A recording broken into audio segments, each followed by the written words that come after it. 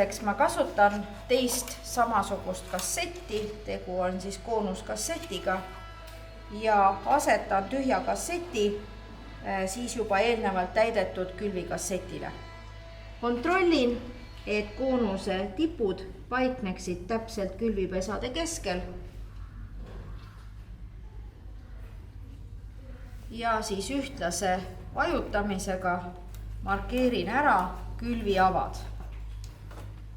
Kuna me hakkame külvama tomatiseemneid, siis külviava sügavus peaks olema orienteeruvalt 0,5 sentimeetrit.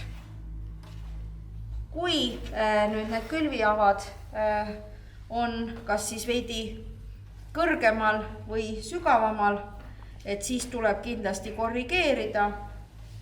Selleks saame siis kasutada pikeerpulka ehk kontrollime üle, kas tegu on siis 0,5 sentimeetrise külviava sügavusega, kuhu seeme peab siis asetuma.